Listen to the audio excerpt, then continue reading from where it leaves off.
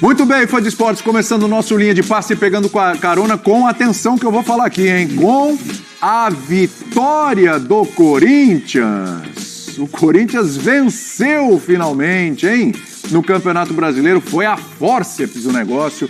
Gol no finalzinho, grande atuação do Garro, fez 2 gols. Terceiro gol se origina do escanteio do Garro também. E a gente vai falar sobre esse importante resultado para o Corinthians, que se reencontra com a vitória depois de muito tempo nesse Campeonato Brasileiro. Era só uma até agora contra o Fluminense. O Corinthians hoje consegue apenas a segunda vitória, mas importante numa rodada em que o Grêmio empatou, em que o Fluminense empatou, o pessoal que está lá na parte de baixo da tabela acabou tropeçando. O Corinthians vence num confronto que a gente pode dizer nesse momento, até um confronto direto também com a equipe do Vitória. Portanto, o resultado valeu por tudo isso. Calçade, que noite do Garro, hein? E a vitória veio ali. Você estava falando na redação que 2 gols não bastavam para o Corinthians. E estava 2-1, o Vitória foi lá 2-2. Aí saiu o terceiro e falou, tá vendo? Precisava do terceiro. E foi o que aconteceu no final. Boa noite a todos.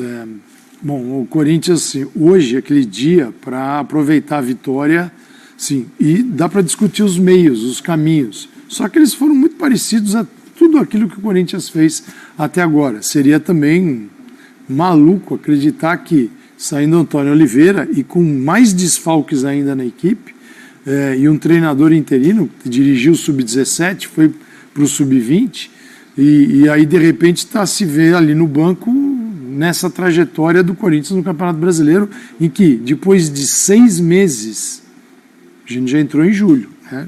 já passamos de 6 meses. Foi metade do ano. O Corinthians ganhou o segundo jogo de um time da Série A, porque no Paulista não tinha vencido. Não tinha vencido. E aí o gol vem lá aos 50 e... 51. Já tinha...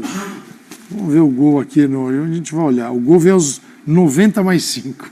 Isso aí. Aos 50 minutos. 50 minutos. Um gol de Giovani. E ele colocou o banco para jogar. Os meninos, tanto que um deles, o Léo Maná, faz um pênalti, que é o 2-2, no gol do Vitória, que acontece aos 41 minutos, e aí vem o gol depois da vitória 3-2. A vitória é muito importante para tentar sair do buraco. Os meios de como é que foi o futebol tem uma resposta hoje muito clara. Um jogador fez 2 gols. O Garro, que não é normal, o Garro tinha feito gols de falta e faz 2 gols de fora da área. Quer dizer, esse é um fato inusitado, mas esse é o fato que deu a vitória ao Corinthians numa grande atuação do Garro. Quer dizer, você olha individualmente e tem uma atuação que define a vitória do Corinthians hoje, e foi a atuação do Garro. Não dá ainda para olhar muito para o coletivo e ver grande coisa ainda, Bertozzi, tudo bem? Tudo bem, William, boa noite a você, boa noite companheiros, fãs de esporte. Não dá, mas vamos ser bem sinceros aqui, né? Hoje não era nem hora de olhar para isso, hoje era hora de arrancar o resultado da maneira que fosse, que seja no brilho individual, que seja numa bola pipocada dentro da grande área no finalzinho do jogo. O Corinthians só vai conseguir estabilizar essa situação quando olhar para a tabela e ver um cenário melhor. E quando tiver um treinador, né? Também tem isso, né? Precisa decidir quem vai ser o seu treinador para tirar o time de uma situação tão complicada. Acho que o Corinthians ainda tem muita dificuldade para sair de trás, né? Para organizar o jogo.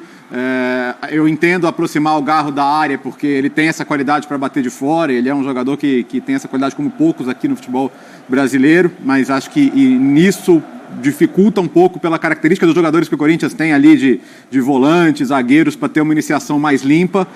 Mas a vitória veio, né? Podia ter escapado ali no final, a vitória também teve seus méritos, claro, mas assim, eram 9 rodadas sem vencer, né? É a segunda vitória no campeonato. Eu acho que para a gente poder assim, olhar e ser mais crítico com o desempenho do Corinthians, já vai estar num novo trabalho, num novo estágio. Porque nesse momento você vai cobrar o desempenho coletivo de quem, né? De quem? Quem é o responsável pelo desempenho coletivo do Corinthians? E o técnico não está mais e o próximo ainda não chegou. Hoje tinha que dar um jeito de ganhar. Basicamente isso. E foi o que o Corinthians fez no final. 3-2. Repito, hein? Um Fluminense empatando em casa, com o Grêmio empatando em casa com o Palmeiras. O Corinthians, evidentemente, vencendo Vitória, derrota do Vitória. Já começa a dar uma olhadinha, ver uma luzinha ali no fim do túnel. Sabe, o Corinthians precisa emendar uma sequência de bons resultados, quem sabe empatar fora de casa, vencer em casa na outra rodada ainda, para poder né, conseguir trilhar esse caminho. Mas é isso, né, Birner? Precisa de um treinador, precisa de um pouquinho de paz, porque a semana não foi fácil. Enquanto isso não acontecer, eu acho que esse é o Corinthians, é aquele Corinthians na base da garra, da força, da emoção, da luta, todo mundo fala, aquele espírito corintiano ali que vai prevalecendo nesse momento, hein, Birner? Tudo bem? Tudo bem, William? Boa noite a você, ao Breiler, Léo, professor Calçade, aos fãs e às fãs do esporte. O futebol é basicamente um jogo que você precisa ser muito racional para conseguir ganhar, ter qualidade, mas você precisa pensar muito em campo. Mas fora de campo ele é uma fábrica de emoções, sim, de todos os tipos. E os jogadores estão envolvidos no que acontece fora de campo. Por isso, muito na linha do que disseram o Léo e o professor Calçade, tinha que ganhar o jogo. Tinha que ganhar o jogo. E quando você ganha o jogo no final, do jeito que o Corinthians ganhou, isso é ainda melhor para as emoções. Se eu for olhar para o jogo em si, o Vitória teve mais finalizações, mais chances claras, mais posse de bola, trocou mais passes, fez menos faltas. O Vitória, que tecnicamente não é um time melhor que o do Corinthians, mas o Vitória tem uma ideia de jogo que nem é a mais exuberante, elogiável, tal, mas o Vitória sabe, quando entra em campo, o que ele tem que fazer. O Corinthians não sabe. E aí fez um jogo de superação, então acho que hoje é um dia para festa da torcida, esses 3 pontos eram essenciais. Seria uma tragédia se o jogo terminasse empatado. Olhando para a classificação, esse jogo pode ser, e aí outras coisas tem que melhorar, um arranque para o time voltar a ter confiança e poder pensar mais dentro de campo. Então acho que hoje o importante para ambas as equipes era ganhar, e dentro de Itaquera, ainda mais na frente do seu torcedor, para o Corinthians, essa vitória tem um peso enorme. Vamos ver se ela vai gerar frutos mais para frente. Exatamente. Qual destaque, além do Garro, dá para destacar individualmente mais alguns jogadores do Corinthians, Obreller? Tudo bem? Boa noite, William, companheiros, fã de esportes. Não foi uma atuação inspirada. Senti falta, como o Léo falou, de mais associações de Garro e Coronado, porque o Rafael Larucci, o técnico interino, ele entra com um time até bastante arrojado, um time com pouca pegada no meio-campo, e o Corinthians sofreu por isso, deu muito espaço para o Vitória Ranieri, por ali. Coronado e Garro. Então, e só com o Ranieri acaba ficando sobrecarregado, e depois que ele saiu, então, entrou o Rian, e naturalmente o Corinthians foi perdendo o meio-campo e se tornando mais frágil defensivamente. Mas ainda assim, uma aposta válida. Ele vai com o Pedro Henrique também, mesmo depois do episódio durante a semana. Vai com o Wesley do lado esquerdo. O Yuri Alberto acabou um pouco deslocado do jogo, porque essa bola não chegava com qualidade lá na frente. Mas eu faço um destaque, William, e aqui não é para defenestrar o jogador, não é para acabar com a carreira, mas algo que eu vi o Wesley saindo de campo, bravo ali, espero que ele esteja bravo com a própria atuação, com as próprias decisões que tentou tomar no jogo. Não foi bem, e vive uma oscilação, mas o Wesley tem 19 anos, é um jogador revelado na base, um jogador que o Corinthians precisa cuidar e principalmente lapidar. Mas hoje é um jogo para chegar e mostrar para ele que tipo de decisão não se deve tomar numa partida como essa, que tem essa carga... Eu não acho que tecnicamente ele foi tão mal. Não. Eu acho que ele errou nas tomadas de decisões. Mas para você tomar decisão boa em campo, você precisa que o time funcione de um jeito harmonioso. E não é o caso do Corinthians. Mas eu acho que ele está chamando a responsabilidade ali de alguns lances, está tentando resolver muito individualmente. Eu sei que o Corinthians, a gente está falando de falta de associações e tal. Não é assim que tem que ser, mas hoje oferece a ele. Ele não foi bem, Billy. Ele não foi bem. E aí é o ponto de orientação para um garoto que às vezes tem um lado muito bom do Wesley, que é não desistir de tentar, e isso é válido para um jogador que tem as características dele, de drible, de velocidade, de receber na frente, mas, por outro lado, precisa ter esse discernimento maior e até uma cobrança interna para que ele passe a tomar decisões que privilegiem o time. E ele teve 2 momentos de assistência evidente em que ele prende um pouco a mais, e até esse contexto precisa ser explicado para ele, porque às vezes um garoto não entende a dimensão do que é ser titular do Corinthians e um Corinthians lutando contra o rebaixamento. Porque imagina se o Corinthians perde o jogo hoje. O Wesley receberia uma carga de cobrança até desproporcional para a idade dele, um jogador que está na idade de cometer esse tipo de erro. Mas são decisões que podem comprometer um resultado, como hoje ele acabou pecando, não só num preciosismo, mas também no excesso de individualismo. Mas fora isso, acho que vale ressaltar sim a forma como o Corinthians consegue essa vitória. Porque hoje o enredo do segundo tempo era de derrota. O Corinthians, depois que toma o segundo gol num pênalti, Léo Maná tinha acabado de entrar, e de um Vitória que tem uma virtude que é jogar fora de casa buscando ganhar. Foi assim contra o Fluminense, que conseguiu aquele resultado no final, em que o Carpini percebeu que tinha espaço, que o Fluminense estava vulnerável, e hoje, de novo, quando o jogo estava 2-1 para o Corinthians, o Vitória sentiu que tinha espaço para beliscar alguma coisa. Aí quando foi, beliscou e sentiu que dava para fazer 3. E hoje, se o resultado fosse 3-2 para o Vitória, seria explicável. O Donelli salva a bola do 3-2 ali, uma bola enfiada no final do jogo. O Janderson entrou bem de novo, dando trabalho, ele estava no lance do pênalti, ele faz essa finalização no final. O Lucas Arcanjo tinha salvado uma logo antes do terceiro gol do Corinthians. Foi. Mas eu vejo que hoje não dá para destacar outro jogador que não seja o Garro. Foi o jogador que realmente chamou responsabilidade diante de um Corinthians ainda sem lideranças. A gente percebe que nesse momento tem faltado ali jogadores em campo que consigam orientar, que consigam acalmar, mas o Garro chamou na base da liderança técnica, fazendo valer não só os chutes, né, de longa distância, mas também a bola parada com os escanteios. É que se você pegar o elenco do Corinthians e falar, vocês estão aproveitando porque o Garro fez 2 gols hoje, deu assistência, então agora é a vez dele. Não, mas se você olhar tecnicamente, os jogadores do Corinthians, hoje vamos lá, a reserva técnica do Corinthians seria o Garro mesmo. Que é o jogador que pode fazer mais coisa, que tem mais recurso. Não estou dizendo que é um craque, hein?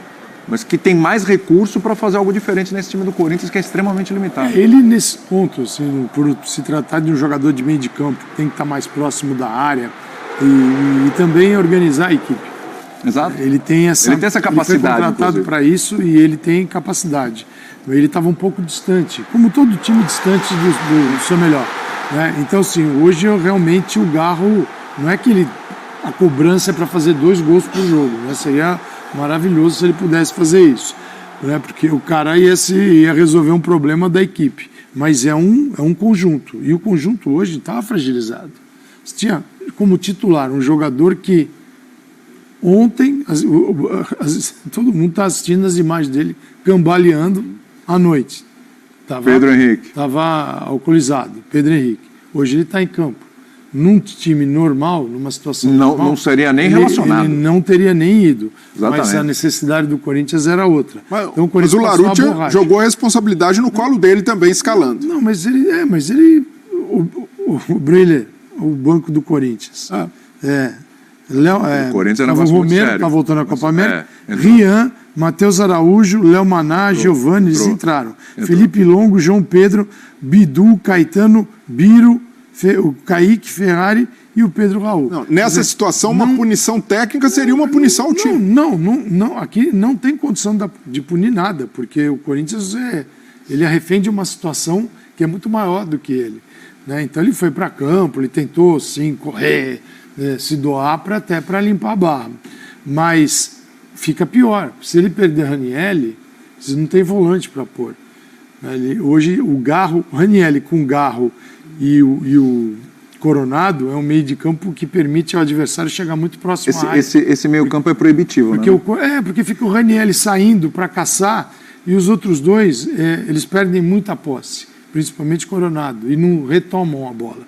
Então é um Corinthians que fica esvaziado no centro e aí o adversário está o tempo todo em cima. Você olha, tem 18 finalizações do Vitória, mais do que o Corinthians. Vitória se chega facilmente na área.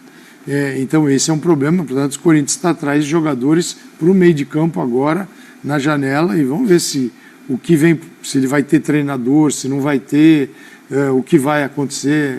Não sabe quem vai ser esse treinador. Ver se o Carille vem mesmo, né? Eles estão esperando amanhã. O futebol é dinâmico. Né? Embora é bom falar, né? A informação do dia, que o presidente do Santos, Marcelo Teixeira, disse que não teve conversa com o Augusto, respeito muito, mas não teve conversa, e que não tem essa não vai liberar o Carille e tal, etc. Ok, essa é a conversa de hoje. Quero ver se amanhã o Santos perde para o Ceará, se a conversa permanece a mesma, se o Corinthians vai lá, enfim. O futebol é isso. O futebol é 24 horas, meu amigo. O jogo de hoje depende do jogo de amanhã, depende do próximo resultado, e é assim que as coisas funcionam, a gente já sabe como é que é, né? Agora, por enquanto, Você viu aí o banco do Corinthians. La Rússia 100%. 100%. É o melhor treinador do Brasil no momento. 100% de aproveitamento. Números frios. Números frios. Frieza dos números. É isso. Frieza dos números. Mas, por enquanto, você falou aí o banco do Corinthians, o Corinthians vai ter que ir com o que tem, e o que tem é a molecada. Será que aguenta a pressão? Porque é a molecada no próximo jogo e no outro não vai mudar muito não, hein? Não vai mudar muito não. Sabe qual que é o ponto? Os 2 próximos jogos são Cruzeiro, Mineirão, Vasco e São Januário. É isso. O Cruzeiro está muito forte em casa esse ano e o Vasco está com a curva ascendente nos últimos jogos. Sim. E é uma competição direta. Especialmente aqui com o Vasco. O Corinthians não é favorito a somar pontos em nenhum desses 2 jogos. Sim. Né? Então, ter tão poucas opções assim não é muito animador. Mas, como vocês disseram, é o que tem. Até por isso, assim, para mim é uma coisa surreal você depender de um resultado da Série B para escolher o seu próximo técnico, sabe? O Corinthians tinha que ter ideias um pouco mais claras, e se a resposta é não, meu amigo, plano B, plano C, sabe? Vamos nos mexer aqui. E o que é pior, Léo, porque esse Corinthians, que não tem capacidade de trocas, administração de elencos, não existe. Jogou na segunda, jogou na quinta, vai jogar no domingo, e a semana que vem então, num curto espaço, são os mesmos jogadores. São os mesmos. O que fazer. Tem essa, vou poupar, tal. Então, ele já vem numa sequência e ela vai continuar. Então, exigir rendimento, entrosamento não tem, o rendimento, mas assim, um time nessa situação precisa, acima de tudo, correr. Você tem o mínimo que você pode fazer, mesmo assim, correndo errado, é correr. Até porque correndo errado você tem que correr mais ainda para corrigir os espaços que ficam. Então, isso leva a gente a imaginar que eles estão mais desgastados ainda, porque estão correndo errado faz muito tempo. Então, é muito difícil enfrentar Vasco e Cruzeiro com a repetição dos mesmos, a maioria, o tempo todo. Você não aguenta. Isso vale para todo mundo, vale para todo mundo. Quem pode trocar um ou outro sem perder muito rendimento, está fazendo. No caso do Corinthians, não tem como fazer isso. Sim. O que é muito pesado é um time com a camisa tão pesada, desculpa a redundância, com a torcida fanática e com tanta intensidade fora de campo, depender de jogadores que estão começando suas carreiras no time profissional, a recuperação da equipe num campeonato extremamente difícil. Nesse momento vai passar por eles. Sem os treinamentos, sem o tempo de orientação, sem as referências em campo que ajudam o jogador a encurtar esse crescimento, né? Vou pegar um exemplo muito mais óbvio, pega o Real Madrid. O Vini Júnior chega ali e tal, toma a bronca do Benzema, mas ali tem o Modric, ali tem o Kroos, volta, ouve, trabalha, ouve, treina, Ancelotti, ouve, trabalha, treina, ouve, trabalha. Essas coisas todas que eu falei, né? Treinador, tempo, referências. O que os jogadores jovens do Corinthians encontram na equipe? A referência? Fagner. É o suficiente? Não? Acho que pode ajudar. Não, eu tô te dando uma referência, Fagner. Mas uma só. Tá não machucado. acho que seja o suficiente. Tá machucado. Não tá em um cara que pode ser assim. Nesse momento, vestiário, banco e tal, etc. No gramado ele não tá nem jogando. Aí você olha o elenco, posso estar falhando aqui, mas não lembro de nenhuma outra. Quem são os caras mais experientes? Pedro Raul? E tem que ser experiente. Gustavo Henrique? Que conheça o clube. O espírito do negócio. Porque exatamente. Você jogar na zona do rebaixamento por um time do tamanho do Corinthians é diferente de você jogar nesse mesmo clube com um time voando para disputar o título de campeão brasileiro com a coisa andando. Sabe? Assim, são muitos entraves e percalços para esses jogadores conseguirem superar, para eles conseguirem lidar com essa situação, que é uma situação muito difícil para qualquer profissional do futebol. Vou dar um exemplo, se não vai chegar. Vai lá. Se chegar o De Bruyne hoje no Corinthians, é óbvio que o nível sobe agressivamente. O De Bruyne é craque, os meus jogadores preferidos, por isso que eu peguei o De Bruyne, meus três preferidos do mundo. Mas ele vai sofrer. Vai. Assim não é fácil.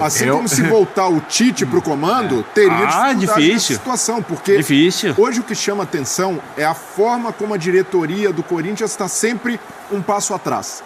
Ela é sempre reativa aos movimentos do mercado. Então, o Corinthians, o que se prometeu foi um departamento de análise de desempenho, de captação de jogadores muito ativo, que soubesse ali, de certa forma, ler o mercado antes, até para fazer valer a forma como o Corinthians, de certa forma, está atrás dos rivais hoje no mercado de contratações. Então, essa excelência não existiu e o departamento está sendo reformulado agora. E com isso, o Corinthians tem uma situação que é sempre agir depois do estrago feito, depois de que o buraco está exposto. Hoje tem um problema de volantes. Não tem volante para jogar. O Ranieri já tinha sentido contra o Palmeiras, hoje parece que vai para o sacrifício, sente de novo. Sem Bidon hoje, né? Sem Bidon, tem o Rian, mas há um problema no meio-campo. E aí até compreensível que o Larouci tenha optado por esse meio-campo mais leve, até porque jogava em casa. Que não tem mesmo. Contra o Vitória. Você viu o banco? Mas aí já tinha aberto mão do Paulinho de não renovar, e essa decisão do Paulinho não vem do dia para a noite. Já se sabia que o Paulinho tinha histórico de lesão, um jogador com mais de 30 anos. Então essa decisão já é amadurecida há mais tempo. Mas qual o movimento que o Corinthians fez para repor o Paulinho e para se preparar para a saída do Fausto Vera? Não, o movimento que o Corinthians fez foi pagar uma bala pelo Pedro Raul, que não valia isso, e vamos ver ainda vamos dar tempo, mas assim, o que a gente sabe de valores envolvendo a transação do Coronado, salários e tudo, é um negócio assim. Outro dia o professor Calçade comparou o Campeonato Brasileiro... Não estou nem questionando tecnicamente o Coronado, então a gente ainda tem que ver, mas é um valor realmente assustador. Outro dia usou a metáfora do Campeonato Brasileiro como se fosse uma estrada tortuosa, cheia de buracos, curvas. Os times muito grandes, e o Corinthians é um gigante, é como se fosse um carro numa ladeira, né? Imagina o carro está quebrado. O Corinthians é um carro muito pesado que você tem que empurrar nessa ladeira para cima. Sim. É muito difícil. É muito. Nossa, muito difícil. Não, é um caminhão, passa por cima de você. Exatamente. É muito difícil, porque se você tivesse gigante. que subir... Vou dar um exemplo. Vou pegar um time que estava na primeira divisão, está na terceira. Eu gosto do CSA. Tá. Se você empurrar o CSA, o problema é técnico, vai ser muito mais fácil. Uma situação dessa, porque a torcida vai pressionar, não quer cair, vai reclamar, tal. Só que o tamanho da pressão é muito menor. Nossa. E esses jogadores que estão ali, que algumas pessoas estão pensando agora, mas é a chance da vida deles. Se conseguirem, entram para a história. Suas carreiras decolam. Sim, eles pensam nisso também. Mas a prática, do outro lado, tem gente querendo sobreviver, lutando muito para ganhar os jogos, também está sob pressão, jogadores mais preparados, mais técnicos, muitos deles com salários em dia, com times bem mais treinados. É muito difícil, sob o ponto de vista humano, a situação do Corinthians. Agora, repito, às vezes um jogo como esse, uma vitória arrancada no final, dá uma moral, vai lá com o Cruzeiro, consegue o improvável, você acha que uma vitória, depois de tantas notícias negativas, uma vitória do jeito que foi hoje é luz no fim do túnel. A semana foi terrível. Muda o ambiente. Mas então, quero chegar nesse ponto. No curto prazo, sim. Esta vitória de hoje, tá? Arrancada a forceps, mas importante. Ganhou. O que importa é que ganhou. Cada jogador chega com ganhou, 500 quilos nas costas a menos amanhã para trabalhar. Total. É capaz de mesmo a gente olhando para o próximo jogo, sabendo que o time não vai mudar, não terá treinador ainda, imagino eu, no jogo do final de semana. Não deve ter o treinador. Pode até anunciar, mas o cara não vai estar lá. Essa vitória de hoje, independentemente das coisas mudarem ou não no próximo jogo, ela já é capaz de virar a chavinha? Você acha que o Corinthians já entra de uma forma diferente contra o Cruzeiro? Animicamente, sim. Que assim, o nível de desempenho que o Corinthians vai ter que mostrar para pontuar no Mineirão, ele é maior do que o de hoje. Mas pensa o cenário em que não aconteceu o terceiro gol, né? O cenário hipotético. 2-2? O 2-2. Você sai com uma vitória em 14 jogos, as cobranças da torcida redobrando, e cobranças que nem sempre são amigáveis, normalmente não são, né? E indo para 2 jogos difíceis fora de casa, com a perspectiva de daqui a 2 jogos ter uma vitória em 16 jogos. Então, muda o ambiente. É um nível de pressão insuportável essa situação. É difícil. Insuportável. Então, assim, o Corinthians não resolveu seus problemas técnicos, táticos, e não está nem perto de resolver, tá? Para ser bem sincero. Mas voltar para trabalhar amanhã com uma vitória desse jeito, né? Você tem mais sorriso no rosto, você tem, sabe, um ânimo melhor. Você vai evitar, você ganha pelo menos 3 dias sem protesto.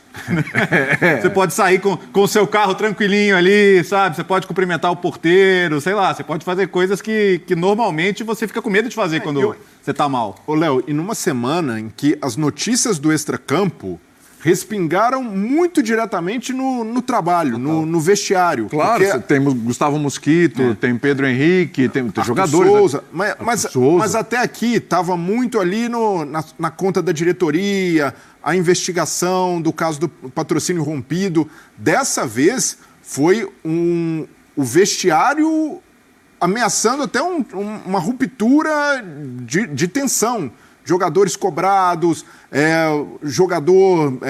o Pedro Henrique, por exemplo, se ele não entra em campo hoje, se o Corinthians pune e nesse cenário de um empate, o questionamento seria, nossa, mas o jogador prejudica o clube, como tá... Acho que teria esse barulho todo se o Pedro Henrique não jogasse hoje? Porque o Pedro Henrique ficou um tempão fora, desde o jogo contra o Fluminense, ele voltou recentemente. Por ter sido notícia, por ter ficado em evidência, o torcedor... Não acho que é um jogador capaz assim, de, não tem o Pedro Henrique, acabou o mundo. Não é, mas a discussão giraria em torno disso, se questionaria a falta de liderança interna, e o que a gente está falando aí, falta liderança em campo, mas falta fora também. O Fabinho Soldado, que é hoje o chefe do departamento, ainda não tem um lastro de clube, ainda está conhecendo muita coisa no meio da bagunça. Então, por tudo isso, o que a semana foi para o Corinthians, de perder jogador ali por processo, e a diretoria até agiu mais uma vez atrasada, depois que leva na justiça,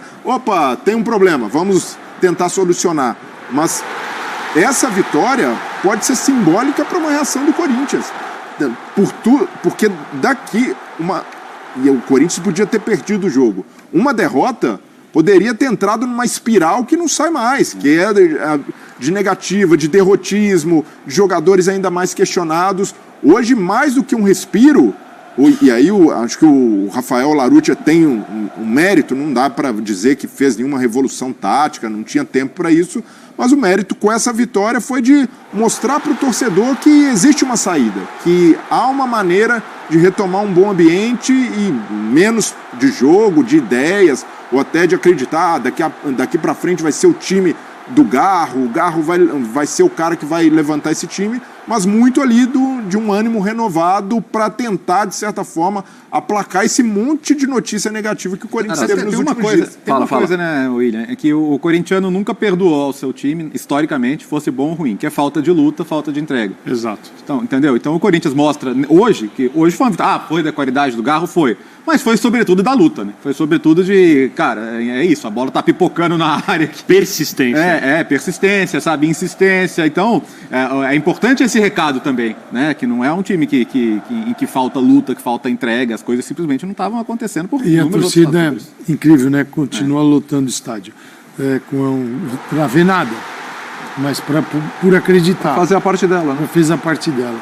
E tudo isso que a gente está falando está ocorrendo 12 anos, exatamente hoje. Hoje, 12 anos depois da Libertadores. conquista da Libertadores da América sobre o Boca, no Pacaembu, 4 de julho de 2012. Então, assim, claro, é insano imaginar no futebol brasileiro que o futebol é feito de crises. É difícil, mas as pessoas não se dão conta que tem gente que perde, tem gente que ganha. Para ter o vitorioso, alguém ou muitos, no caso do campeonato, 19 perderam. Né? E então fica só em torno da crise. Crise nesse clube não pode, nesse também não pode, nesse não pode. Você fala, mas não pode nenhum? Como é que faz para não ter crise em 20? Nós temos que aprender, o torcedor também, que se convive com crises. É que aqui as crises são num nível muito baixo. A gente teria que melhorar o nível da disputa, da administração dos times, porque também quando tiver todo mundo bem administrado, com dinheiro e com grandes times, alguém vai ter que cair. Alguém vai cair. Sim. Só muda o nível. Se na Espanha houvesse 20 times do Real Madrid, alguns cairiam. Alguns cairiam. Só que o Corinthians, ele não consegue, cara. Assim, o Corinthians em 2007, para quem lembra, caiu. Em 2008, o Corinthians trabalhou muito melhor a comunicação, o marketing do ano da queda. Surgiu, não vou te abandonar, um monte de coisas. Os caras no estádio, a torcida cantava as músicas do Tim Maia. Ficou um negócio maluco. No ano de 2012, quando o Corinthians ganhou o Mundial de Clubes, o Corinthians fez nada. O Corinthians não soube explorar. uma vitória tão sonhada, Histórica. do Mundial de Clubes e da Libertadores, um ano mágico. Ele não soube, se você prestar atenção, 2008, na segunda divisão, foi mais bem trabalhada a queda e a tentativa de subir do que o título mundial e a Libertadores. Mas o negócio, você fala assim, é pura incompetência. É isso que dá a colocar torcedor para dirigir. Sim. Por isso estão tanto. Por isso que está aí, né? Nesse bagaço aí. Ei. Você tem que ser frio, você tem que ser calculista, não pode ser só emoção. Porque a emoção te Nosso leva querido Breler, para uma dívida, anti-SAF, acha do uma dívida de 2 bilhões e 100. Essa é a dívida. Né, do jeito que vai. Tudo bem. Eu sou anti-SAF, mas eu reconheço a importância de clubes nessa situação fazerem um trabalho de austeridade, de organização. Primeiro das que deveriam contas. fazer SAF são os clubes na melhor situação. Os mais bem resolvidos financeiramente que deveriam fazer a SAF primeiro. Então, mas mas tudo bem. Claro. Mas tudo bem. Claro, né? mas a SAF brasileira Imagina quanto custa. Imagina fazer uma SAF do Flamengo. Parece que uns 5 bi ali. Isso aí é lei de mercado, mas o Corinthians agora está tentando corrigir a rota. O Fred Luz, contratado para ser o CEO. E nesse contexto, se o Corinthians, por enquanto ainda é uma promessa, e mais uma promessa do Augusto Melo, mas se for seguir de fato essa rota de ajuste financeiro, de começar a pagar dívida, de ser realmente responsável e diligente com isso, até a vitória de hoje se encaixa nesse contexto, porque é uma vitória para colocar o Corinthians na sua realidade, e aí a meta nesse sentido tem que ser, para esse ano, ficar na Série A. Permanência, só escapar do rebaixamento. Sim. Trabalhando com uma expectativa baixa e para corrigir. Porque se o Corinthians, no primeiro ano em que promete de fato fazer um trabalho de austeridade que foi prometido com o Duílio, mas não foi entregue, cai. Isso daí já vai pelo ralo, porque a tendência de se jogar pelo lixo por causa de um resultado negativo, por causa de uma queda, é grande. Então é importante para o Corinthians voltar à rota também dentro do campo. Agora há pouco a gente falou de Yuri Alberto e tem um lance envolvendo o Yuri Alberto, polêmica de arbitragem no ar, vamos dar uma olhadinha, porque para alguns ele tomou amarelo, para alguns deveria ser vermelho esse lance. E aí, hein, Bertozzi? Então, foi bem a arbitragem, ok? Analisando o lance, o ponto de contato é alto, mas como ele chuta a bola e não tem tempo de travar o pé, eu acho que não precisava ter chamado. E uma coisa que o nosso querido Salve Espínola, né, nosso ex-companheiro aqui, chamou a atenção no Twitter, e é verdade. Nesse mesmo campeonato, outro dia, a gente já discutiu isso ontem sobre a questão do critério, né? A gente teve o lance do Hugo Moura com o Tietê, que rasgou a perna do Tietê, foi absurdo, foi por cima, e não teve nenhum contato com a bola e não teve chamada de VAR ali. E ontem teve o lance do em cima do Grego, a gente até que a gente mostrou aqui. Mas aí já é um efeito também da reclamação do Textor. O Textor reclamou mais uma vez, subiu o tom, e aí o Botafogo reclamou a falta de critério, dessa tolerância com jogada violenta. O Textor reclamou do empurrão do pênalti. Não, mas o Botafogo também fez uma reclamação formal. A CBF... Você acha que a reclamação do Textor lá em rede social e tal já influenciou aí? Mas já deixou a arbitragem mais sensível, porque não... Você acha mesmo? Esse lance não é para chamar. Aí é um excesso de cuidado, porque ali o Yuri Alberto, se fosse com a sola do pé, aí é outra história. Ali ele vai para chutar a bola, normal. Então não é... chamar nesse lance é um excesso de zelo com a integridade do jogo que deveria ter existido nos jogos do Botafogo. A bola tá para ele. Ele chega antes. Isso é que salvou o Yuri Alberto de um cartão vermelho. Porque assim, a entrada dele foi muito forte, foi um chute, foi uma bomba. Eu entendo que ele deu um picão na hora, um picão na bola. E terminou no joelho do adversário. Ali, se o árbitro também tivesse expulsado, eu entendo que estaria dentro do jogo. Também não seria injusto, na tua opinião? Não estava dentro do jogo. Porque ele foi imprudente. O que muda em relação a outras divididas, tem dividida assim, que o jogador não toca na bola, só acerta o joelho do adversário. Aí é vermelho direto, o árbitro tem que ver isso e tal. Calçado, mas eu tenho a impressão de que ele tenta tirar o pé, porque ele não pega em cheio. Breler, assim, eu acho, respeito obviamente as opiniões, expulsar o jogador no lance desses é a morte do futebol. Eu também acho. É a destruição do futebol. Porque no futebol de campo, futebol jogado, futebol real, O jogador sabe que o adversário está mais perto da bola, sabe que o adversário vai chegar e evita o contato não indo na bola. Não indo na bola. Na verdade, o erro aí é do jogador do Vitória de ter insistido no lance que era do Yuri Alberto. O Yuri Alberto tem que chutar a bola. Ele não pode... Ele pode se projetar, ele pode ir pro lance. Ele pode dividir. Ele pode tentar bloquear. Ele pode tentar bloquear, dividir Esse lance é muito óbvio que o Yuri Alberto ia chegar antes. Ele sabia que não ia chegar na bola. Não, mas tudo bem, mas ele foi. O jogador do Vitória não deveria disputar a bola. Ele não disputou a bola. Ele não conseguiu disputar a bola. Ele só foi. Não tem a disputa de bola no lance. Tá errado em ir. E o outro jogador que chega antes, dá um chute. É dividido. Mas o marcador não é problema. É um tipo... Acho que ele não tá errado em ir. Não tô entendendo o que você tá falando. Mas ele não tá errado em ir. Não, ele pode ir. Só a consequência é que ele pode tomar uma pancada porque chuta a bola. O problema é onde... Isso é a consequência, ponto. É onde termina o chute. Pra mim isso não é nem pra amarelo. O chute termina no joelho do adversário. Hoje em dia até que vai, né? O chute termina no joelho do adversário. Então, a extensão da perna... Mas o Yuri Alberto vai fazer o quê? Não chuta? Não. Não tem nem movimento estranho. Mas ele não fez nada de errado. Ele freia o movimento. Não fez nada de errado. Ele chegou antes na bola, a bola era dele, ele chutou a bola que era dele, e porque o outro jogador foi, tem o contato da perna com o outro. O outro tem que evitar o contato. O adversário tem o direito de disputar a bola, Bernardo. Tem, mas ele não conseguiu disputar a bola porque ele está muito depois do lance. Não está tanto, Bernardo. Agora, tá chegando junto. A bola tá Ele tinha que disputar a bola. Olha lá, quando ele parte para disputa, tá muito próximo ali, não tem como medir, que ele foi para cima. Aí na hora H ele percebeu e... Tomou um chute de consequência do chute do Yuri Alberto na bola e segue o jogo. Mas o Yuri Alberto, ele foi até prudente ao brecar, porque se ele vai com tudo, aí ele realmente...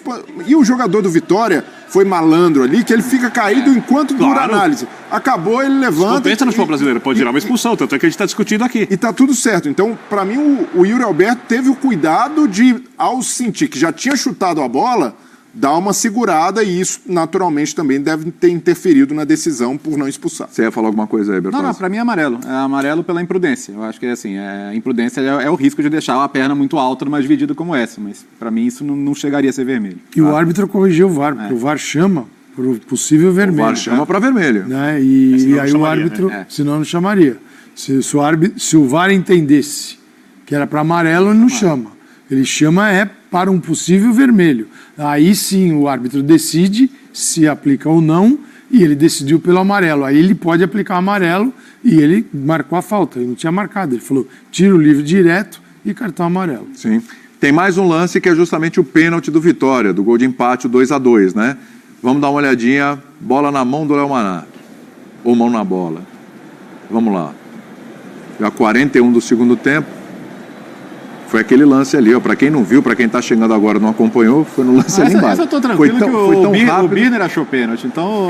O Birner achou pênalti? O Birner achou que isso foi pênalti? Mas eu quero explicar, por favor. Inacreditável, hein? Eu digo que, infelizmente, vou ressaltar, infelizmente, e vou ser mais enfático, infelizmente, hoje o pênalti tem muito mais a ver com azar, Verdade. Grossura... Tá errado, não. Do que com grossura. Não tá errado. Tem mais a ver com... azar do que com imprudência. Porque é um acidente, não é um acidente. No futebol de hoje, isso é um pênalti indiscutível. O braço está aberto, a altura que o braço está, não tem como não marcar o pênalti. Ele leva o braço em direção à bola. Eu não acho que ele quis colocar intencionalmente a mão na bola. A parte da intenção ela existe, mas não é o único critério que se avalia. Sim. Então, assim... É que o que ele tinha, ele não teve a intenção, ele não ampliou o espaço corporal, ele não estava assim, abrindo o braço porque teria um cruzamento. O movimento era natural. Ele tem assim, um desequilíbrio, um negócio, parecia um boneco de posto e bateu a mão na bola. Mas assim, ele estava desequilibrado. Né? Mas hoje, aí sim, se marca, infelizmente, assim, porque lá atrás, o jogador poderia até marcar um gol batendo na mão dele. Sim, ou evitar um gol em cima da linha, evitar um gol, né? E aí foi se mudando a regra, porque era um negócio que causava tanta confusão, né? Assim, imagina um gol bate na mão do jogador e entra. Na era do legal das imagens, né? E aí então se foi para outro caminho. Aí, gente, se mudarem o entendimento, todo mundo cumprir, todo mundo entender e a falta for marcada, tá tudo bem. O problema é que toda mudança geram 50 interpretações. Então a gente vai ver esse lance marcado, o outro lance não é marcado, mas... Eu estou esperando o dia que Sorbonne, Yale e Harvard vão ter matéria pênaltis para a gente conseguir entender o que não é o pênalti. Esse ano teve mudança de novo, né? Que agora a bola que bate no braço na direção do gol não é vermelho se não for voluntário. Então, assim, se o cara fizer um Luiz Soares, ele vai ser expulso sempre. Mas se o cara der o azar do braço estar aberto e a bola bater, vai ser pênalti, mas não vai ser vermelho, vai ser amarelo. Porque o cara entende que não foi antes. O vermelho era para punir a intenção de evitar o gol. Exato, e não o acidente de ter evitado o gol. Quer dizer, cara, dura são os caras entenderem e interpretarem isso, e jogo após jogo, e não ter uma interpretação numa partida, na outra ela é diferente, e é isso que cria essa grande confusão. Bom, 3-2, vitória do Corinthians, importante, como eu disse, por causa de outros resultados também, um deles o empate do Fluminense. Pois é, Mano Menezes chegou, deu uma estancadinha no sangramento, né? Não perdeu, pelo menos, né? Não perdeu. Empatou. Deu os passos atrás que você queria que o Diniz desse? Deu os passinhos atrás. Isso é importante. Isso é importante. Isso é importante. A gente estava falando ontem de passos atrás até, do treinador do Galo, do Milito, que ia dar uns passos atrás, que o Tite também deu alguns passinhos atrás, entendendo a situação. O Diniz tinha que dar e não deu. Não deu os passinhos atrás do Diniz. O Mano chegou, deu os passinhos atrás, deu uma estancadinha. Já colocou um band-aid só por enquanto, né? Não fala, só um band-aid ali, né? E ele falou em coletiva depois desse empate contra o Internacional. Vamos lá. Boa noite. Boa noite. Concordo em quase tudo que tu colocasse, porque, primeiro, a equipe fez um bom início de jogo, sim. Acho que ontem, na apresentação, me perguntaram o que eu havia trabalhado em 2 treinamentos, e eu elenquei algumas coisas, e elas estiveram presentes na equipe, e isso me deixa parcialmente satisfeito. Também acho que não poderia ser tão diferente, assim, tão rápido. Mas a equipe realmente teve pressão mais sobre a bola, mais à frente, para tentar recuperar a bola mais à frente. Recuperou ela, né? Até tivemos uma infelicidade na primeira que recuperamos, ela sobrou para o Cano, e o Cano chutou um toco, popularmente falando no futebol, e que até fez com que a gente, né, pensasse que ia perdê-lo cedo no jogo. E depois tivemos a bola no poste, também numa recuperação. Acho que a equipe foi tendo a postura que a gente quer dela. Tá? Mas ela não vinha fazendo isso há bastante tempo, a gente não vai fazer durante 90 minutos. Ninguém faz durante 90 minutos. Então, na segunda parte, você perde um pouco dessa capacidade, fisicamente falando, e o adversário do outro lado também enxerga, né? Tem gente competente, já veio...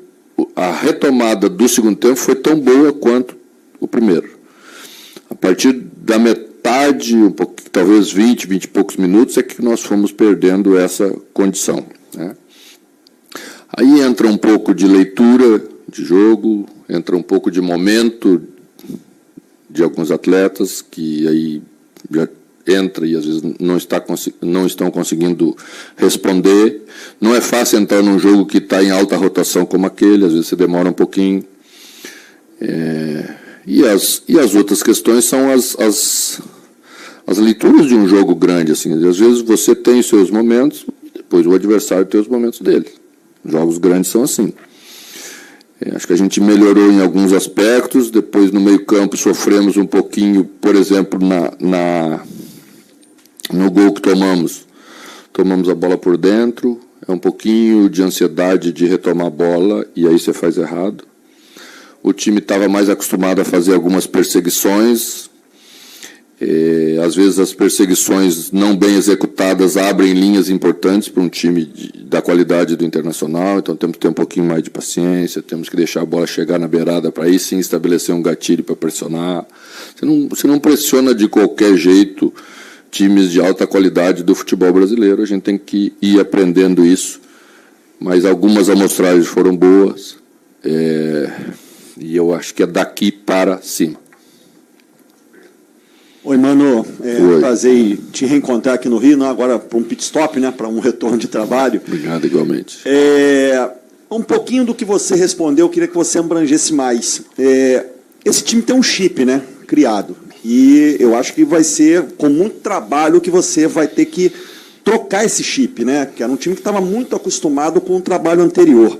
E aí você já falou que já teve um pouquinho da mudança hoje.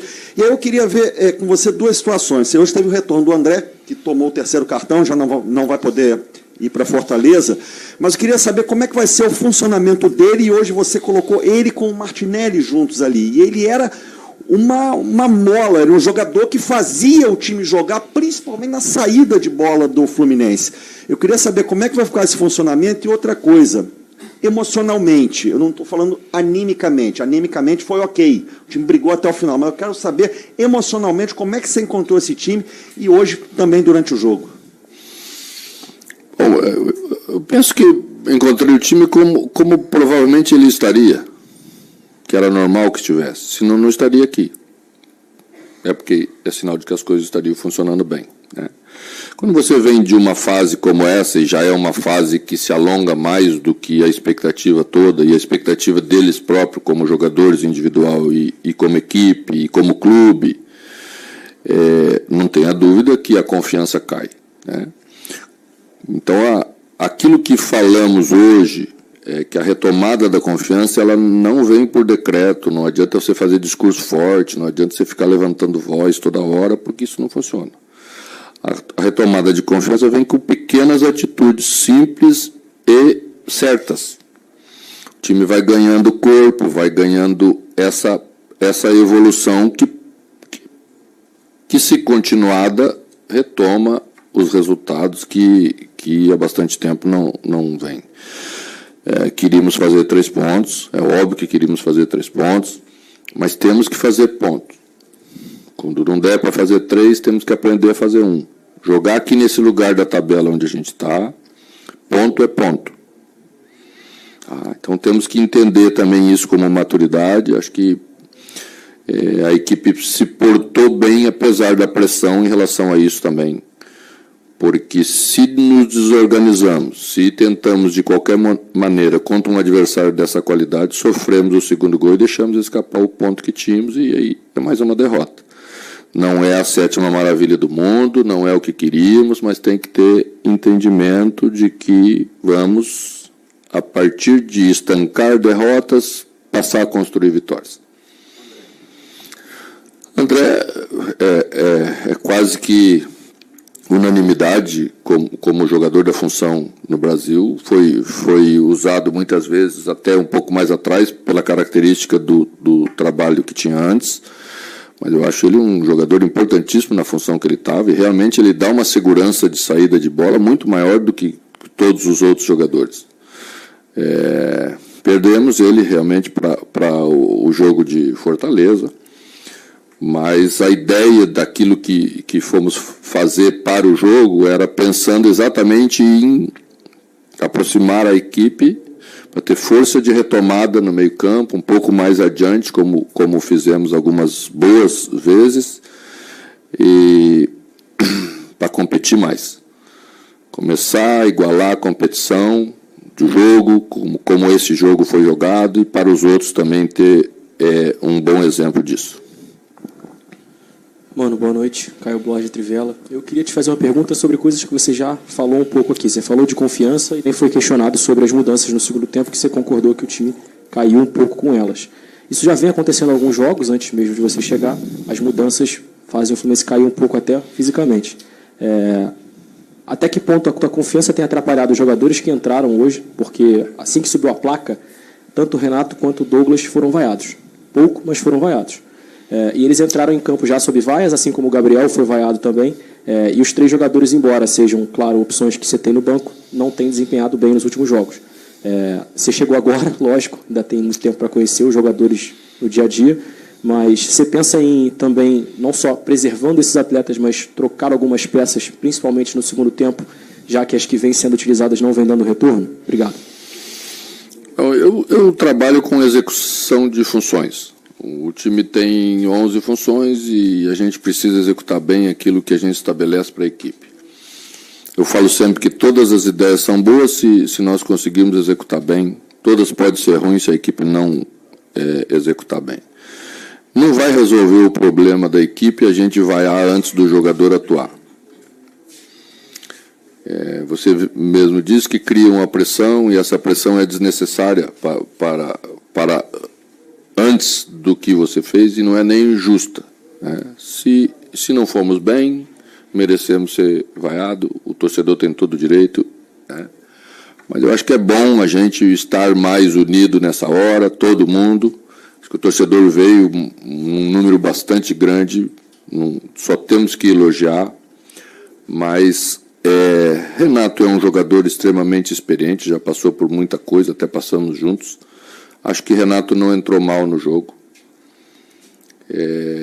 Renato é um jogador que joga numa zona de campo que naquele momento, a partir de uma alteração do adversário, era extremamente necessário ficar no tripé, porque Codê tirou um atacante, botou um jogador a mais de meio campo, né? Então passou a ter 4 jogadores no setor, juntamente com o Alan Patrick, criava uma superioridade numérica que deu a eles, pela primeira vez no jogo, um controle do jogo. Então eu tinha que fazer uma alteração tática porque a gente perdeu o controle do jogo, já tínhamos perdido o controle do jogo. Não discordo de algumas dificuldades que Douglas Costa teve e que até Gabriel, né, que entrou bem, iniciou bem, depois cometeu um erro e aí se desestabilizou um pouco. O grupo do Fluminense é o grupo que eu assumi, é o grupo que eu vou defender e vou trabalhar para que as coisas funcionem melhor. Mano, aqui.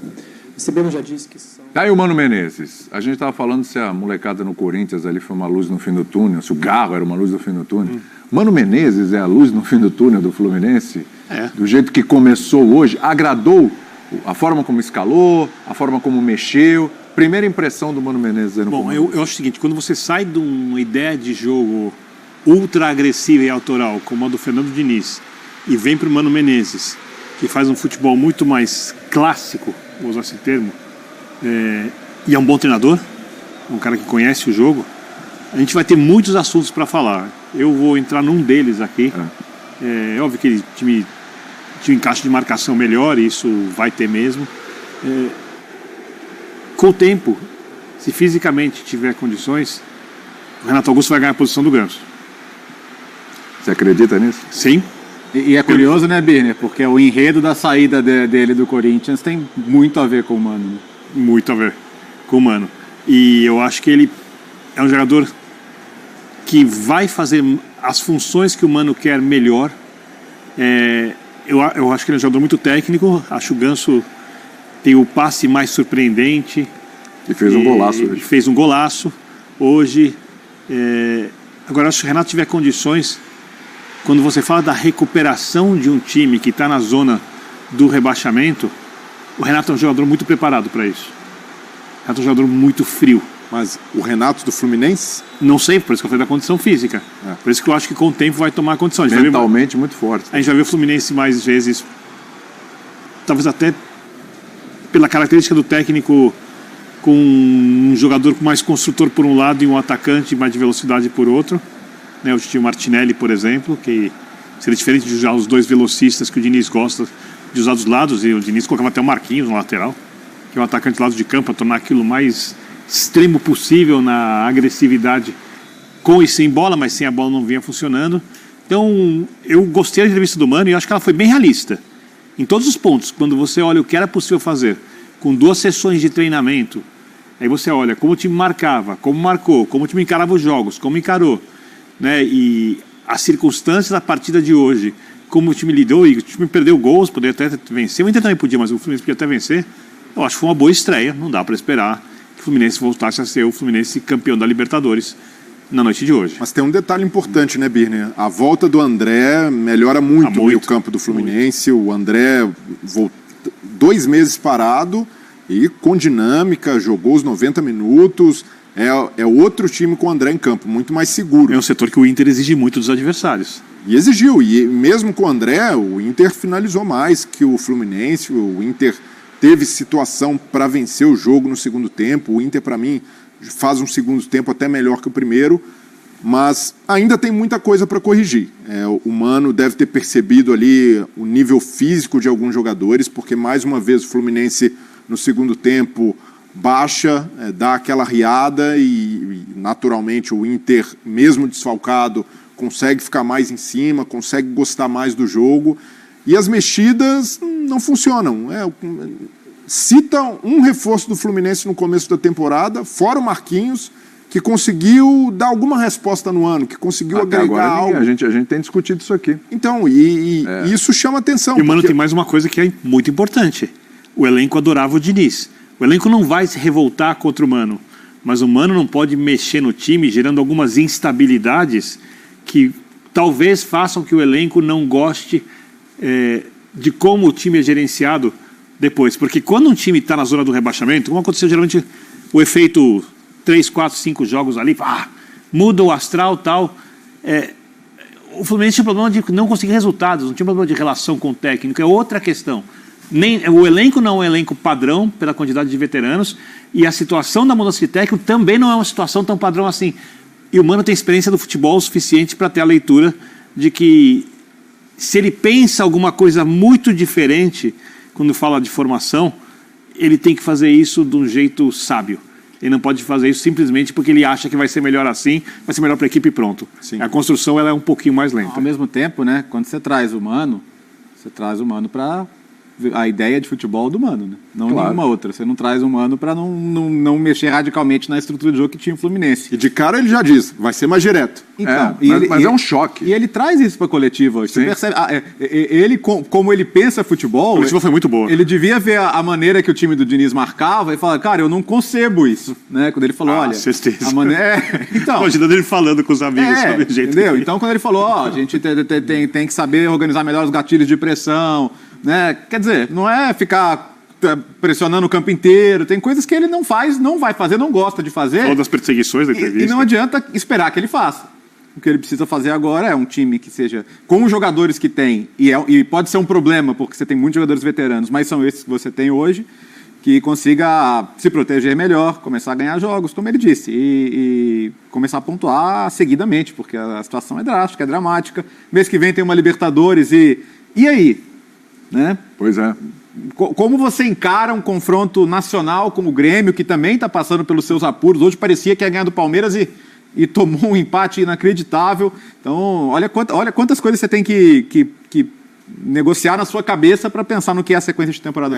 Até por isso, carece de um choque de atitude também, porque os jogadores que entraram hoje parece que estavam com a cabeça no mundo da lua. O Gabriel Pires... dando toque de calcanhar, o Mano até cita, comete um erro e murcha. É que é complicado, é uma quebra de paradigma, né? Vocês gostam da história de choque? Vocês não gostam de uma mudança agradável e suave? Vocês gostam dessa coisa impactante, né? Mas é que no caso é um choque mesmo. Uma reeducação. É uma reeducação. Ele vai reeducar o time. Reeducação, um outro tipo de jogo. E é uma reeducação necessária. E a transformação é enorme.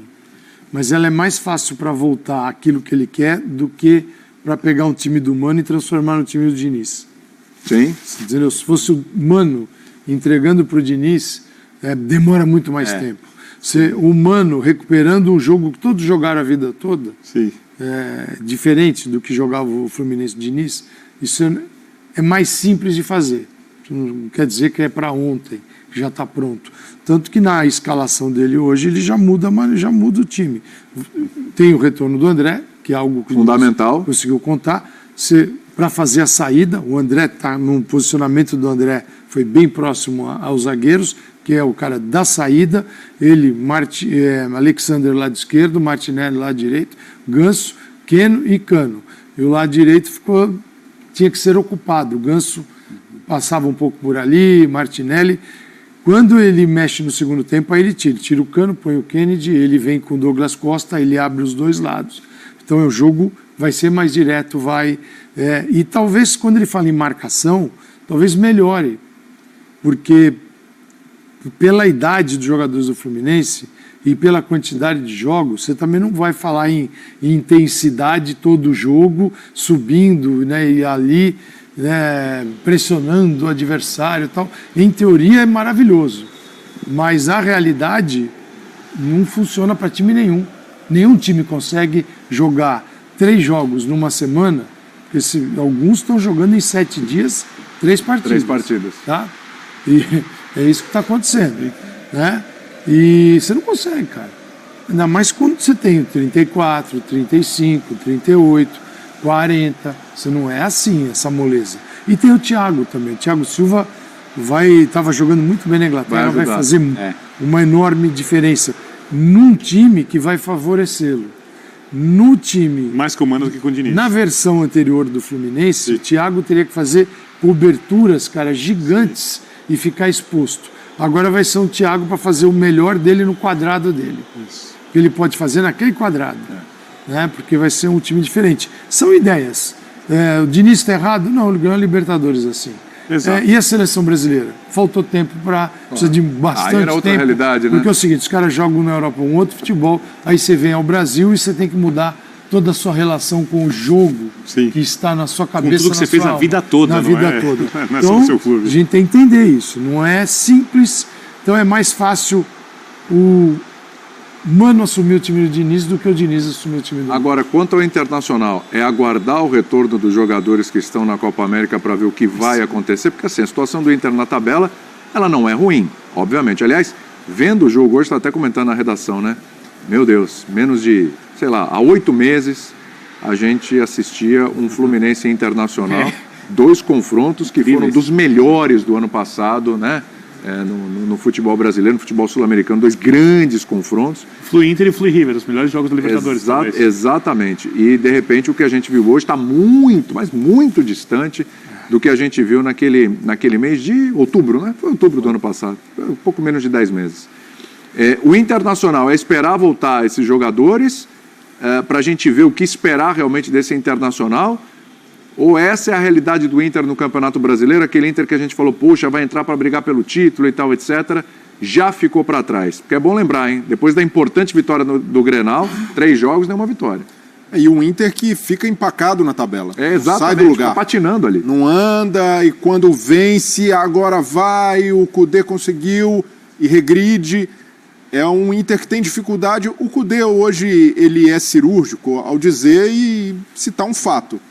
Ele conseguiu jogar com Alário, com Borré e Ener Valencia uma vez só no ano. Então, naturalmente, quando você tem jogadores desse tamanho, jogadores capazes de fazer diferença e não consegue juntá-los, é algo que vai prejudicar o trabalho do técnico. Mas ainda assim, com o que sobrou do Inter, é o que a gente fala do Atlético com o Milito. Dá para jogar mais, dá para ser um pouco mais sólido, até pelo estágio do trabalho. O Kudê não é um cara que chegou ontem, que está com um mês, ou e como nem tá Mano. pela primeira vez no clube, né? Não é a primeira semana. Um cara que já tem um certo estofo. Claro. Mas, de qualquer forma, não dá para tirar a legitimidade do ponto que ele tem, que é o peso dos desfalques. Hoje ele entra com o Gustavo Prado, jovem, promissor, sim, mas um jogador ainda tímido, que está dando os primeiros passos na equipe principal. É natural que o time não renda assim, mas mesmo o Inter não sendo tudo que a gente imagina, consegue, em partes dos jogos, demonstrar tudo que pode. Contra o Criciúma, no primeiro tempo, vencendo, um time envolvente. Hoje, no segundo, evolui contra o Fluminense. Mas tem um problema aí, Breler. Rapidinho, que a gente tem que falar do Palmeiras bem rápido. O Inter não consegue segurar os resultados. Ele sai na frente do Criciúma, certo? Sim. Tomou empate. Ele saiu na frente hoje contra o Fluminense, tomou empate. Tem 2 jogos a menos que os outros, mas é o time que tomou menos gols no campeonato até agora. Contra o Galo, por exemplo, o Galo saiu na frente, né? O Inter busca o empate, não consegue sustentar o empate, toma o segundo gol do Galo. Então ele não está conseguindo segurar os resultados que ele cria, que ele conquista, né? E nisso poderia ter empatado com o Galo, vencido o Criciúma, vencido hoje, a situação na tabela seria diferente. Como lembrou bem o Birner, né? Tem 2 jogos a menos, mas, né? É instável, mas a gente precisa lembrar, o Bahia do Rogério Ceni no ano passado, antes desses reforços da estruturação, também oscilava muito, criava, não matava o jogo, e hoje a gente está vendo o Bahia na parte de cima da tabela. Então, com o tempo e com todos os reforços, todos os jogadores à disposição, o trabalho do Kudê pode finalmente andar. Quem também não conseguiu segurar o resultado hoje foi o Grêmio. Abriu 2-0 para cima do Palmeiras, e o Palmeiras foi buscar o empate com grande atuação do Estevão, excelente atuação do Estevão. É bom lembrar, um Palmeiras recheado de desfalques. Foram uns 10 desfalques do Palmeiras, contando aqueles que já estão há muito tempo, aqueles que estão na Copa América, aqueles que estavam suspensos, aqueles que se machucaram. E o Palmeiras conquistou um importante empate fora de casa. Muito embora, para muita gente, a leitura do jogo ali, o Palmeiras teve oportunidade de sair com 3 pontos. E a gente vai discutir isso aqui depois de ouvir o Renato e o Abel. Eu vou dizer uma coisa que sai daqui triste hoje. Eu não sou treinador do Grêmio, nem sou gremista. Fico triste porque quando vejo uma equipa do outro lado a dar tudo o que pode, em dificuldades, começaram o ano da forma que começaram, tiveram todo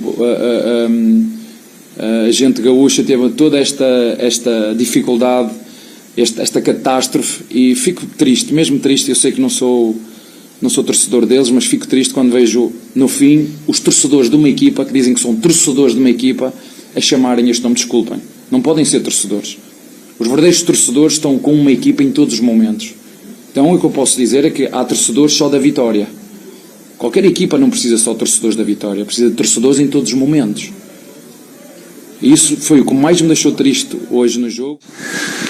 Que o torcedor está um pouco chateado, eu entendo, porque nós estamos vencendo a partida por 2-0 e praticamente deu um apagão no nosso time em 2-3 minutos, e nós tomamos o gol depois tomamos o gol de empate. Então, quando muita gente achava que o Grêmio iria vencer a partida, acertou um chute lá de fora da área, na gaveta, logo depois do primeiro gol.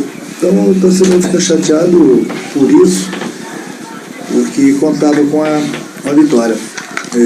Eu mesmo nunca tinha escutado isso. Por um lado é bom escutar de vez em quando a palavra burro para saber o que essa palavra representa. Faria tudo de novo. Vamos começar por essa declaração do Renato, né? Porque o Renato, depois da derrota para o Internacional, ele falou, Calçade, olha, se eu estiver atrapalhando eu saio, se eu estiver feliz eu saio, aquele discurso do Renato, né?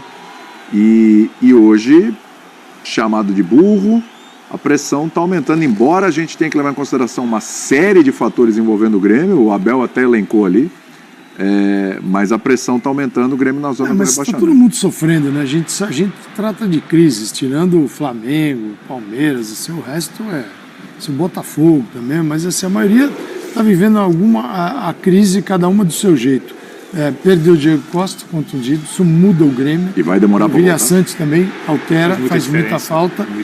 Seria um Grêmio diferente. Agora, é preciso entender o torcedor do Grêmio, que vive toda dificuldade também com seus familiares, ou sentiu na pele, ou conhece alguém que ainda sofre com tudo que aconteceu na cidade, no Rio Grande do Sul, que não é um momento fácil. Isso vale para o Inter, vale para o Grêmio. Não adianta a gente só falar do futebol e ignorar tudo que eles estão passando, que é dificuldade de treinamento, todo jogo é uma viagem, você não joga mais em casa. Tal. Então, cara, facilitar a vida não vai.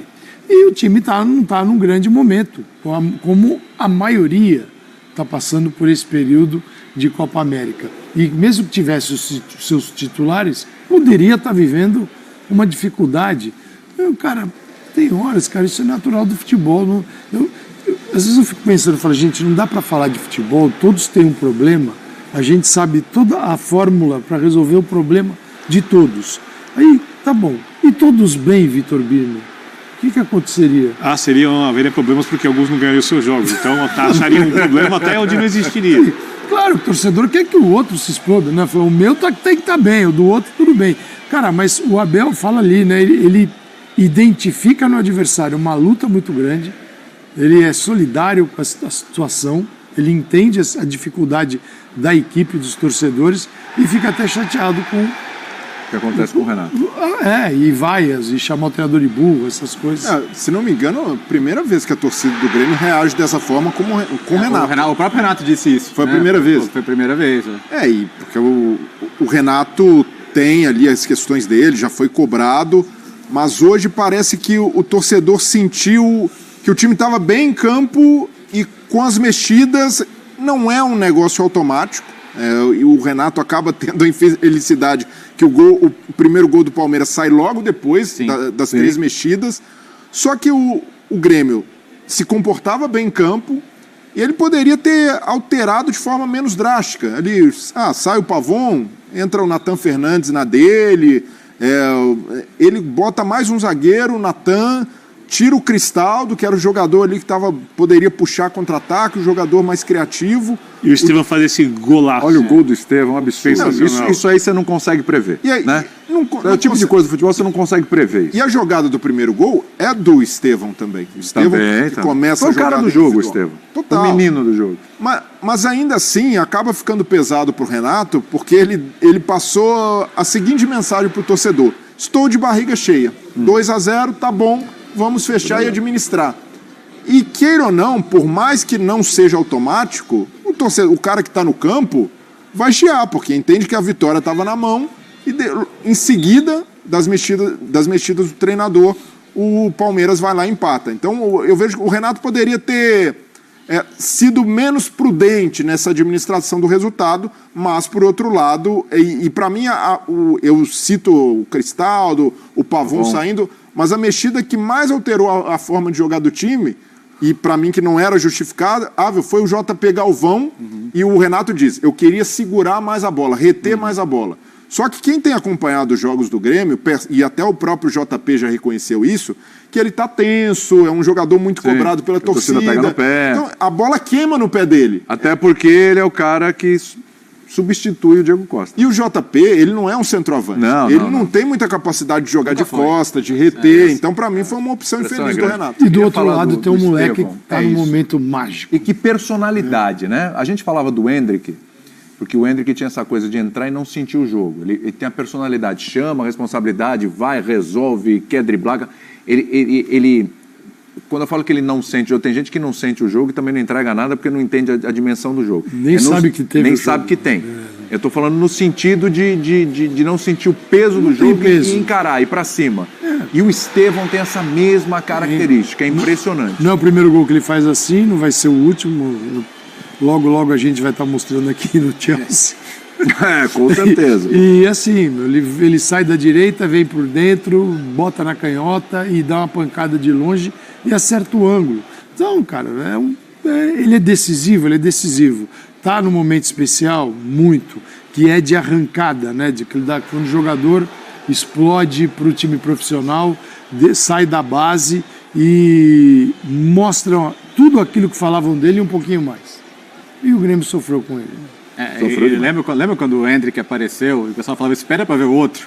Pois é. Esse aí, amigo. Parece aquela família que tem dois irmãos. Mas o bom é bom. Sério? Aí eu fiz um exercício hoje, comecei a entrar na rede social os torcedores do Chelsea na Inglaterra. Legal. Todo mundo compartilhando o gol e tipo assim, cara, olha o que a gente contratou. No sentido dos caras ter falado, pelo amor de Deus, esse vocês podem colocar pra jogar em vez de emprestar, pra lá, pra cá. O Chelsea pode queimar minha língua. Eu no lugar dele não iria pro Chelsea. Então, é uma coisa que se discutiu muito. Sim. Mas assim, o Chelsea tem que estar olhando isso e já tá entendendo onde e como esse menino vai jogar no lugar de quem, quando ele for pra lá no que vem. Ponto. Não tem discussão. Ele não pode atrasar a carreira. Temos um plano para ele. Não, o plano para ele é chegar e jogar. Ponto. É porque é o seguinte, né, Bertozzi? Ao contrário do Endrick, que está chegando no Real Madrid, está chegando também o Mbappé, e tem Vinícius Júnior, e tem Rodrigo, e tem não sei quanto. No Chelsea não é assim. Não, o Chelsea contrata dezenas de jovens para ver qual vai dar certo. Exatamente. Sabe assim, não tem um projeto para esses jogadores. O Estevão precisa de um projeto. E o projeto é tempo para se adaptar à velocidade do jogo da Premier League, que é muito diferente daqui. Sim. Muito diferente. Mais físico, mais veloz e mais técnico.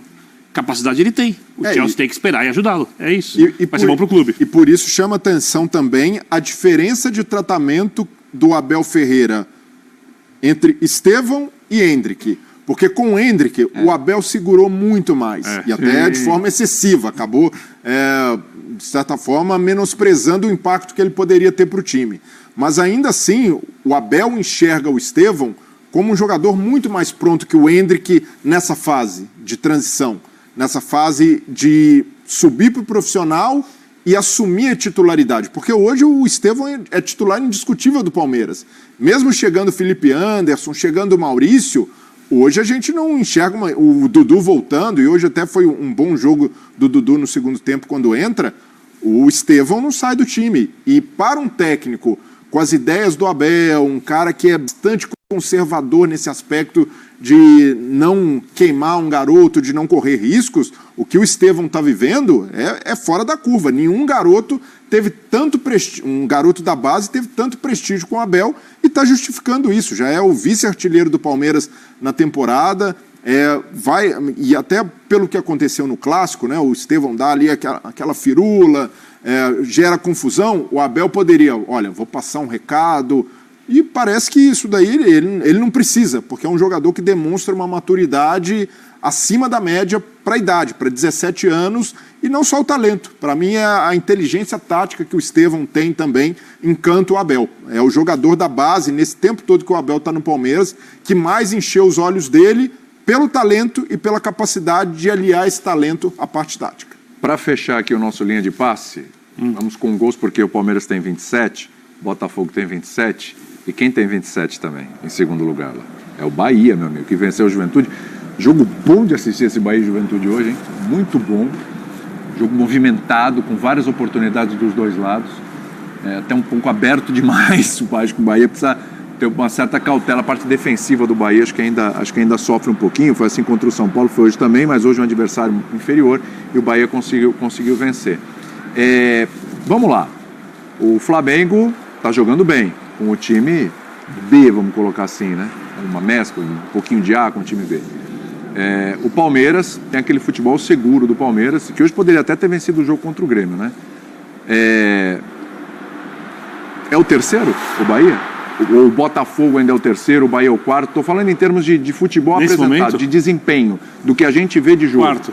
É o quarto, atrás do Botafogo? Eu acho que é por aí, coladinho. Mas não muito distante, não. Eu acho que se você fizesse um segundo escalão de briga pelo título hoje, abaixo de Flamengo e Palmeiras, que acho que todo mundo vai concordar que estão no patamar superior, você colocaria o Bahia. E acho que se o objetivo da temporada for voltar à Libertadores, o Bahia está bem vivo. E assim, eu acho que o Bahia não vai chegar a ser um time de tração anterior, no sentido de que o Bahia vai virar um time super confiável defensivamente, porque não é a ideia desse time. Esse é um time que gosta de jogar, gosta de se impor. O time do Grupo City. Sim, bom. Mas é verdade. É sério. É um time que tem essa característica, até pela característica dos seus jogadores, dos seus meio-campistas, dos seus atacantes, dos seus laterais. E é como o Rogério pensa também, né? Então acho que o Bahia pode melhorar defensivamente, mas nunca vai ser um time que vai abrir mão da sua qualidade ofensiva para isso. Fala, Birna. Não, eu gosto muito de ver o Bahia jogar. Eu até no final de semana fiquei surpreso. Achei que o jogo fosse ser muito mais difícil. Eu concordo com o Léo. A gente tem o primeiro escalão dos times que disputam o título e tem o segundo. O Atlético Paranaense estava nele, mas o seu treinador foi embora. Sim. Né? Complicou bastante. O Inter e o Atlético poderiam estar nele. O Inter precisa melhorar para entrar. O Atlético está bem difícil porque já perdeu muitos pontos. E sobraram de maneira bem clara, nesses, vamos assim, zebras mais candidatos possíveis, Botafogo e Bahia. Colados. A diferença do Botafogo é que o Botafogo tem mais jogadores que resolvem jogos do que o Bahia. E é um time fisicamente mais forte que o time do Bahia, o que pode pesar muito. Qual a vantagem do Bahia? O Botafogo tem Libertadores. Vamos supor que o Botafogo passe para as quartas de final. É bem difícil. Vamos supor que passe. Confronto gigantesco esse com o Palmeiras. Nossa, ainda tem Leila, Tom Texter e tal. Tem todas as coisas que você faz nesse jogo. O Botafogo, em algum momento, vai ter que fazer escolhas. Flamengo, Botafogo, Palmeiras, São Paulo. E Bahia não. São Paulo fazer um intervalinho. 24 pontos. Não... tá ali. Você é campeão brasileiro? Não, tá ali. 3 vitórias seguidas. No momento tá perto, beleza. Intervalo, a gente volta já. Campeão é outra conversa. Concordo. Outra conversa. Tem mais. Na virada de sábado para domingo, pós-Brasil e Uruguai, tem mais linha de passe. Meia-noite e no domingão, 8h30 da noite. Mas nesse domingo, uma edição super especial com 2 horas de duração. Então não perca, hein? Obrigado a todos vocês. Um prazer sempre. Vem aí o Sport Center, né? Sport Center. O Elias, hoje com o nosso querido Elton Serra. Sempre ligado. Sempre, né? É uma dupla maravilhosa. Sempre criando muito. Sempre. E vamos embora logo que o nosso Cinegra aí tem que pegar carona. E hoje meu abraço vai pro Léo Mendel. Estamos sofrendo muito. Vamos ver se dá. Difícil, mas vamos torcer. Saúde e paz a todos e a todas. Ótima sexta-feira.